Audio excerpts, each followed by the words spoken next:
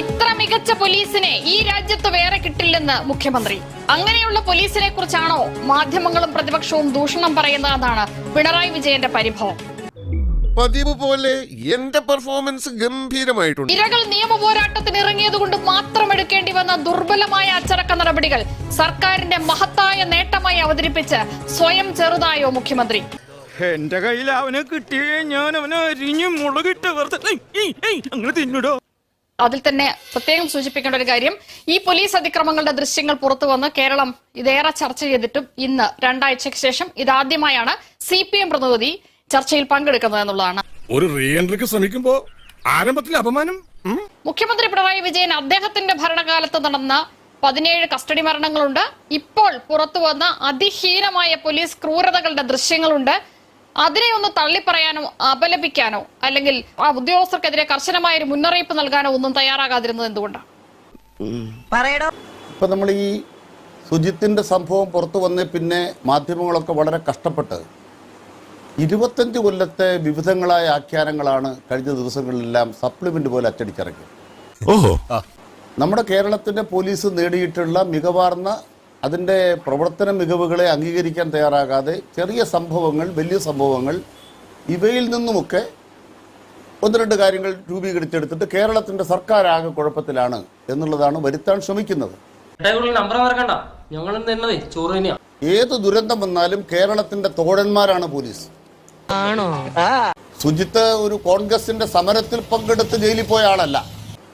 10-11 കേസിൽ പ്രതിയായ ഒരാൾ അവിടെ ഉണ്ടായ ഒരു സംഭവത്തിന്റെ ഭാഗമായി ഇടപെട്ടു. ആ ഇടപെട്ട വ്യക്തിയോട് അവിടുത്തെ പോലീസ് ഉദ്യോഗസ്ഥന്മാർ നിന്ദ്യമായി ക്രിമിനലുകളെ പോലെയാണ് പെരുമാറിയതെന്ന വസ്തുത പുറത്തു വന്നിരിക്കുന്നു. മനസ്സിലാക്കി കളഞ്ഞല്ല. പക്ഷെ എന്നിട്ടും എന്തുകൊണ്ടാണ് ശ്രീ അനിൽകുമാർ കഴിഞ്ഞ 2 ആഴ്ചയായി ഈ ദൃശ്യങ്ങൾ കേരളം കാണുകയും ചർച്ച ചെയ്യുകയും അതിനും അപ്പുറത്തേക്കുള്ള പോലീസുകാരുടെ നിരവധി ക്രൂരതകൾ വെളിയിൽ വരികയും ചെയ്തിട്ട് ഈ വിഷയം ചർച്ച ചെയ്യാൻ പോലും CPM തയ്യാറല്ല എന്ന് നിലപാടെടുക്കുകയും താങ്കൾ അടക്കമുള്ളവർ ടെലിവിഷൻ ചർച്ചകൾക്ക് പോലും വരാൻ തയ്യാറാവുകയും ചെയ്യാതിരുന്നത്? അല്ല, അങ്ങനെ ഞങ്ങൾ ആരും മാറി നിൽക്കുന്ന സാഹചര്യം, മാറി നിൽക്കേണ്ട കാര്യമില്ലല്ലോ. ഇവിടെ എന്താ വിഷയം? യഥാർത്ഥ വിഷയം എന്താണ്? ഇവരുടെ പേരിൽ ഒരു നടപടി മാറി നിൽക്കേണ്ട കാര്യം നിങ്ങൾക്കില്ലല്ലോ. പക്ഷേ പോലീസ് അതിക്രമത്തെക്കുറിച്ചുള്ള ചർച്ചകളിൽ പാർട്ടി പ്രതിനിധികളെ അയക്കുന്നില്ല എന്നാണ് തുടർച്ചയായി കഴിഞ്ഞ 2 ആഴ്ചയും പറഞ്ഞുകൊണ്ടിരുന്നത് ശ്രീ അനിൽകുമാർ. അതെന്തിനാ ഇപ്പൊ ഇവിടെ പറയണേ? ഈ ഇരിക്കുന്ന ഞാനുണ്ടല്ലോ, ഞാനിപ്പോ എന്റെ വീരസ്യം പറയേണ്ട ആളല്ല. 1986 മന്ത്രിമാരെ തടയൽ സമരത്ത് കോട്ടയത്ത് പുളിച്ചുപോയ പഴയ പോലീസ് സ്റ്റേഷനിൽ 1986 ആഗസ്റ്റ് 4 ഒരു രാത്രിയിൽ ഒരുപോലെ കണ്ണടയ്ക്കാൻ സമ്മതിക്കാതെ ബോധം കിടുന്നവരെ തല്ല് ഏറ്റുവാങ്ങിയൊരു വ്യക്തിയാണ് ഞാൻ. ആണോ? ഭയങ്കര.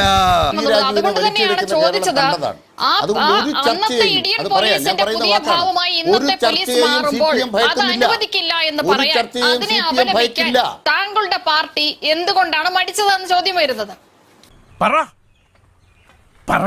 ഒരു സംഭവം കിട്ടിയപ്പോൾ ഇതാ കിട്ടിപ്പോയി എന്ന് കരുതി CPM-നെ ആക്രമിക്കുക, LDF-നെ ആക്രമിക്കുക, മുഖ്യമന്ത്രി ആക്രമിക്കുക, കാണിക്കുന്ന രാഷ്ട്രീയ നേതാക്കളല്ലാത്ത എല്ലാവരും പോലീസ് അതിക്രമത്തിന്റെ ഇരകളാണ്. അതിൽ ചെവിക്കല്ല് അടിച്ചു പൊട്ടിച്ച് കേൾവി നഷ്ടപ്പെട്ടവരുണ്ട്, വ്യാജ കേസിൽ കുടുക്കിയ ദളിത് യുവതിയുണ്ട്, കാല് ചവിട്ടി ഒരുക്കപ്പെട്ടവരുണ്ട്, ഇങ്ങനെ കഴുത്തിന് കുത്തിപ്പിടിച്ചവരുണ്ട്, മർദ്ദിച്ച് കൊലപ്പെടുത്തിയെന്ന് കുടുംബം പറയുന്നവരുണ്ട്. അതുകൊണ്ട് ഒരു സംഭവം കിട്ടിയപ്പോൾ കിട്ടിപ്പോയി എന്ന മട്ടിൽ ഞങ്ങൾ ചർച്ച ചെയ്യുകയായിരുന്നില്ല എന്നുള്ളത് പ്രേക്ഷകരുടെ അറിവിലേക്ക് കൂടി പറയട്ടെ. ഇവൻ ശരിയല്ല. അവനല്ല ശരിയല്ലാത്തത്, നീയാ. പരാതി ഉണ്ടാകുന്ന ഒരു സംഭവത്തിലും CPIM എന്ന നിലയ്ക്ക് രാഷ്ട്രീയമായി ഞങ്ങൾ ഉത്തരം പറയേണ്ടതായ ഒരു കാര്യമില്ല. ഞങ്ങളുടെ പാർട്ടിക്കാരെങ്കിലും പ്രലോഭിപ്പിച്ചിട്ടോ പ്രേരിപ്പിച്ചിട്ടോ ഉണ്ടായ സംഭവങ്ങളല്ല ഇതൊന്നും. ഒരുമാതിരി ചൊറിഞ്ഞു വരുന്നുണ്ട് നിന്റെ വർത്താനം കേട്ടിട്ട്. നിങ്ങളുടെ പാർട്ടിയാണ് ആഭ്യന്തര വകുപ്പ് ഭരിക്കുന്നത് ശ്രീ അനിൽകുമാർ. നിങ്ങളുടെ പാർട്ടിയുടെ പോളിറ്റ് ബ്യൂറോ അംഗമാണ് ആഭ്യന്തര വകുപ്പിന്റെ തലപ്പത്തിരിക്കുന്നത്. അപ്പോൾ നിങ്ങളല്ലാതെ പിന്നെ ആരാണ് ഉത്തരം പറയുക? ഞാൻ ഇവിടെ ഈ ചർച്ചയിൽ ആധികാരികമായിട്ട് തന്നെ വീണ്ടും നാളെ ഉറപ്പിച്ച് പറയുകയാണ്. നാളെ ഒരു സംഭവം ഉണ്ടായാൽ അത് വെച്ച് 9.5 കൊല്ലക്കാലത്ത് ഇടതുപക്ഷത്തിനാവുന്ന ഭരണം പരാജയപ്പെട്ടു എന്ന ആഖ്യാനം ഉണ്ടാക്കാൻ ആരെങ്കിലും ശ്രമിച്ചാൽ അത് സത്യമല്ല. എന്താ ഞങ്ങളുടെ ഫോക്കസ്? അതാണ് ഞങ്ങളുടെ പ്രധാനപ്പെട്ട ഒരു കാര്യം പറയുന്നത്. ഒന്ന്, ഇന്ത്യ രാജ്യത്തെ ഏറ്റവും മികവാർന്ന പോലീസ് സേനയായി കേരള പോലീസ് സേനയെ ആധുനീകരിച്ചു. അതിന് 1000 ഉദാഹരണങ്ങൾ അങ്ങോട്ട് വേണേൽ പറയാം. ഇന്ന് അതിന് സമയമില്ലല്ലോ. നിരവധി അവാർഡുകൾ ലഭിച്ചത്. ഇങ്ങോട്ട് വന്നേ നീ. അല്ല ഞാൻ പറയണം, ചോദിക്കുന്ന കാരണം ചോദ്യം BJP പ്രതിനിധിയോടാണ്. പിടിച്ചുകൊണ്ട് വരുന്ന ആളുകളുടെ മുഖത്ത് പെപ്പർ സ്പ്രേ അടിക്കുന്നതാണോ ആധുനികവൽക്കരണം, ചൊറിയണം തേക്കുന്നതാണോ ആധുനികവൽക്കരണം? ശ്രീ അനിൽകുമാർ, പിന്നെ നിങ്ങൾ ഈ പറയുന്നുണ്ടല്ലോ ശ്രീ അനിൽകുമാർ, രാജ്യത്തെ ഏറ്റവും മികച്ച പോലീസ് സേനയായി കേരള പോലീസിനെ അംഗീകരിച്ചു. എവിടെ അംഗീകരിച്ചു? ആരംഗീകരിച്ചു? അപ്പോ ഞാൻ തിരിച്ചൊരു ചോദ്യം ചോദിക്കുന്നത്, കേരളത്തെക്കാൾ മികച്ചൊരു പോലീസ് സേന ഇന്ത്യയിൽ വേറെ ഏതെങ്കിലും സംസ്ഥാനത്തുണ്ടോ? നമുക്കൊന്ന് കണ്ടുപിടിക്കാമല്ലോ. എന്ന് നിങ്ങൾ പറഞ്ഞാൽ മതിയോ? ആര് പറഞ്ഞു കേരള പോലീസാണ് ഇന്ത്യയിലെ ഏറ്റവും മികച്ച പോലീസ്? ഞാൻ പറയട്ടെ, കേരളത്തിലാണ് സർ മാവോയിസ്റ്റുകളാണെന്ന് പറഞ്ഞ് വ്യാജ ഏറ്റുമുട്ടലാണെന്ന് പറഞ്ഞ് മനുഷ്യരെ വെടിവെച്ച് കൊന്നത്. നിങ്ങളുടെ ഘടകകക്ഷിയാണ് പറഞ്ഞത് വ്യാജ ഏറ്റുമുട്ടലായിരുന്നു. ശ്രീ അനിൽകുമാർ, ഞാൻ ചോദിക്കുന്നു, മുഖ്യമന്ത്രി പറയുന്നു രാജ്യത്തെ ഏറ്റവും മികച്ച പോലീസാണ് കേരള പോലീസ് എന്ന് ആരോ പറഞ്ഞിട്ടുണ്ടെന്ന്. ആര് പറഞ്ഞു? ഏത് പുരസ്കാരം? ഇത് വടി കൊടുത്ത് അടി വാങ്ങുന്ന പരിപാടിയാണല്ലോ ബാബു. ഞാൻ ആ പുരസ്കാരത്തിന്റെ ലിസ്റ്റ് ഇപ്പൊ വായിക്കാം. അതിന് മുന്നേ ഇതൊന്ന് പറഞ്ഞു പിടിക്കുക, ഒന്ന് കേൾക്കുക. എന്താന്ന് വെച്ചാ ഒന്ന് പറഞ്ഞു തുലക്കടോ. നമ്മുടെ കൺമുമ്പിലല്ലേ പോലീസുകാരെ വെടിവെച്ച് കൊല്ലുന്ന ഇന്ത്യയിൽ കണ്ടുകൊണ്ടിരിക്കുന്നത്? പോലീസുകാരെ വെടിവെച്ച് കൊല്ലുന്നു, കോടതിയിൽ ഹാജരാക്കാൻ കൊണ്ടുപോകുന്ന പ്രതികളെ നിങ്ങൾ കണ്ടിട്ടുണ്ടോ? UP-യിലെ പോലീസ് ഒരു കേസിൽ പ്രതിയെ പിടിച്ചാൽ വ്യാജ ഏറ്റുമുട്ടലിൽ പ്രതികളെ കൊല്ലുന്നു. ഇതൊക്കെ ഞങ്ങളോട് പറഞ്ഞത് എന്തിനാണ്? വ്യാജ ഏറ്റുമുട്ടലിലൂടെ മാവോയിസ്റ്റുകൾ ആരോപിച്ച് മനുഷ്യരെ വെടിവെച്ച് കൊന്നത് നിങ്ങളുടെ പോലീസ് എന്ന് പറഞ്ഞത് നിങ്ങളുടെ ഘടകകക്ഷിയായ CPI തന്നെയാണ്. അതുകൊണ്ട് വ്യാജ ഏറ്റുമുട്ടലും വെടിവെച്ച് കൊല്ലലും എന്ന് പറയാൻ നിങ്ങൾ പറയാതിരിക്കുകയായിരിക്കും നല്ലത്. ശ്രീ അനിൽകുമാർ, ഞാൻ നേരെ ചോദിച്ചു, താങ്കൾ ഈ പറഞ്ഞതെല്ലാം ഞാൻ കേട്ടു. താങ്കളും മുഖ്യമന്ത്രി അടക്കമുള്ളവർ പറയുന്ന കേരള പോലീസ് രാജ്യത്തെ ഏറ്റവും മികച്ച പോലീസ് എന്ന ഏത് പുരസ്കാരം ആര് എവിടെ വെച്ച് തന്നു? വിട്ടില്ലേ? അപ്പോ എത്ര നേരം തരൂന്ന് പറയാൻ? എനിക്ക് എത്ര നേരം തരൂന്ന് പറയാൻ താങ്കൾ പറഞ്ഞു. കാരണം നമ്മൾ ഒരു കാര്യം പറയുമ്പോൾ വേറെ വഴിക്ക് ഒറ്റ മിനിറ്റിൽ പറയാവുന്നതല്ലോ. ഏത് വർഷം ഏത് പുരസ്കാരം ആര് തന്നു? രാജ്യത്തെ ഏറ്റവും മികച്ച പോലീസ് എന്ന പുരസ്കാരമായിരിക്കണം. അന്നങ്ങോട്ട് പറഞ്ഞു കൊടുക്കണേ.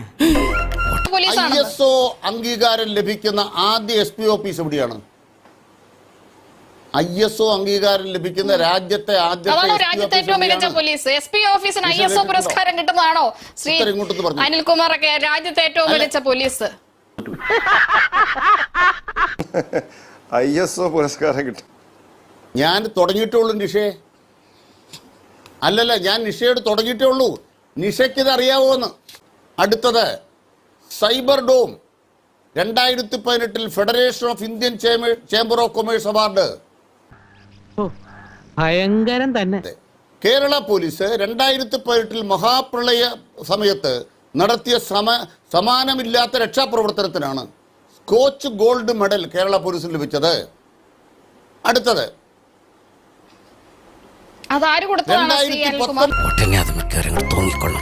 2018 കേന്ദ്ര ആഭ്യന്തര മന്ത്രാലയം തെരഞ്ഞെടുത്ത രാജ്യത്തെ 10 പോലീസ് സ്റ്റേഷനുകൾ ഒന്നായി.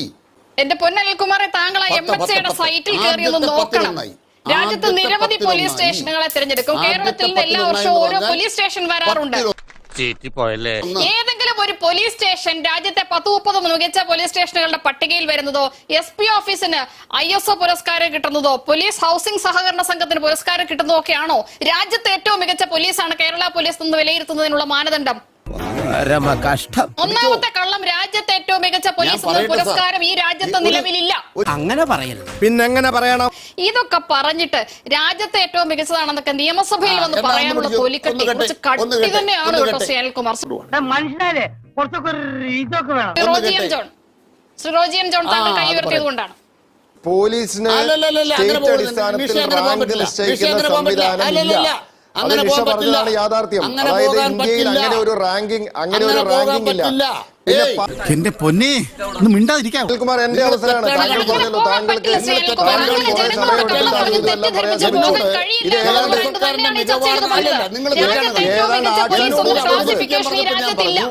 ഈ രാജ്യത്തില്ല. പല കാറ്റഗറിയിലുള്ള പുരസ്കാരങ്ങൾ പല സംസ്ഥാനങ്ങളിലെയും പോലീസിന് കിട്ടാറുണ്ട്. അതാണ് വാസ്തവം. ഇങ്ങനെ പോയാൽ സംഗതി കുഴയും. നിഷ പറഞ്ഞതാണ് യാഥാർത്ഥ്യം. ഇന്ത്യയില് സംസ്ഥാന അടിസ്ഥാനത്തിൽ പോലീസിനെ റാങ്ക് ചെയ്യുന്ന സംവിധാനം ഇന്ത്യയിലില്ല. അത് പച്ചയായ യാഥാർത്ഥ്യമാണ്. വെറും പറയാ. തിരുവനന്തപുരം മേയർ ആര്യ രാജേന്ദ്രൻ പോയി ഏതാണ്ട് സമ്മാനം മേടിച്ചു എന്ന് പറയുന്നത് പോലെ, അല്ലെങ്കിൽ ഒരു സിനിമയിൽ പറയുന്നത് പോലെ കഞ്ഞിക്കുഴി ആർട്സ് ആൻഡ് സ്പോർട്സ് ക്ലബിന്റെ അവാർഡ് കിട്ടി എന്ന് പറയുന്നത് പോലെയാണ് ഇപ്പോൾ കേരള പോലീസിന് ഞാൻ ഏതാണ്ട് സമയം റാങ്ക് തരാം. കിട്ടി, അല്ലെങ്കിൽ കേരളത്തിലെ ഏറ്റവും മികച്ച പോലീസാണെന്ന് അനിൽകുമാറും മുഖ്യമന്ത്രിയും ആവർത്തിച്ച് പറഞ്ഞതുകൊണ്ട് വല്ല അവാർഡ് കൊണ്ടോ അങ്ങനെ ഒരു അവാർഡ് ഇല്ല. ഇപ്പൊ ഏറ്റവും ആധികാരികമായിട്ട് അനിൽകുമാർ എന്റെ അവസരമാണ്. താങ്കൾ ഈ അബദ്ധമെല്ലാം പറഞ്ഞുകൊണ്ടിരുന്നപ്പോൾ ഞങ്ങൾ ഇതിവിടെ ഉണ്ടായിരുന്നു കേട്ടോണ്ടിരിക്കുകയായിരുന്നു. അങ്ങനെ ഒരു റാങ്കിങ് ഇന്ത്യയിൽ ഇല്ല എന്നുള്ളത് ഞങ്ങൾക്ക് എല്ലാവർക്കും അറിയാം. പിന്നെ താങ്കൾ ഈ അബദ്ധം മൊത്തം പറഞ്ഞുകൊണ്ടിരുന്നപ്പോ ഞങ്ങളൊക്കെ ഉണ്ടായിരുന്നു കേട്ടോണ്ടിരിക്കുകയല്ലേ. ശ്രീ ജയചന്ദ്രൻ താങ്കൾ പറയൂ. മുഖ്യമന്ത്രി പറഞ്ഞു, ഇപ്പോൾ ശ്രീ അനിൽകുമാറും പറയുന്നു, പ്രളയകാലത്തടക്കം കേരള പോലീസ് ചെയ്ത സേവനം നിങ്ങൾ കണ്ടതല്ലേ? വേറെ ഏതെങ്കിലും സംസ്ഥാനത്തെ പോലീസ് സേന ഇതൊക്കെ ചെയ്യുമോ? അങ്ങനെയുള്ളൊരു സേനയെ കുറിച്ച് ഇങ്ങനെ മോശം പറയാമോ എന്നാണ്. എന്റെ ഭയം ഞാനൊന്നും പറഞ്ഞിട്ടില്ല. മുതലാളി ഒരു പ്രാവശ്യം പറഞ്ഞിട്ടുണ്ട്, മുതലാളി മറന്നുപോയതാ. അനിൽകുമാറും മുഖ്യമന്ത്രിയും പറയുന്നതല്ല ദേശീയ മനുഷ്യാവകാശ കമ്മീഷന്റെ കണക്കുകളിലൂടെ പുറത്തു വരുന്നത്. 16 പേരെയാണ് കഴിഞ്ഞ 9 കൊല്ലം കൊണ്ട് നേരെ ഇരട്ടിയാണ് അടിച്ചും ചവിട്ടിയും കുത്തിയും നശിപ്പിച്ചും കൊന്നത്. നോക്കൂ, 2016 കേരളത്തിൽ നിങ്ങൾ അധികാരമേറ്റെടുക്കുമ്പോൾ കേരളത്തിലെ UAPA കേസുകളുടെ എണ്ണം വെറും 4 ആയിരുന്നു. അനിൽകുമാറിന് അറിയാമോ 2024 UAPA ദുരുപയോഗം ചെയ്ത കേസുകളുടെ എണ്ണം 40-ലധികമാണ് സർ. എന്താ ഉറക്കം വരുന്നു. കേരള പോലീസിനെതിരെയുള്ള അതിക്രമങ്ങളുടെ 21% വർധനവുണ്ട് എന്ന് നാഷണൽ ഹ്യൂമൻ റൈറ്റ്സ് കമ്മീഷന്റെ കണക്ക് പറഞ്ഞാൽ നിങ്ങൾ അതിന് നിഷേധിക്കുമോ? ഞാൻ പോയിട്ട് പിന്നീട് എന്തെങ്കിലും വരാം. നിങ്ങൾക്ക് ഈ കാര്യം അടൂരിലെ DYFIയുടെ നേതാവ് ജോയലിന്റെ പിതാവിനെ ബോധ്യപ്പെടുത്താൻ സാധിക്കുമോ? BJP-ക്കാരെയും കോൺഗ്രസ്സുകാരെയും ഒക്കെ നിങ്ങൾ വെറുതെ വിട്.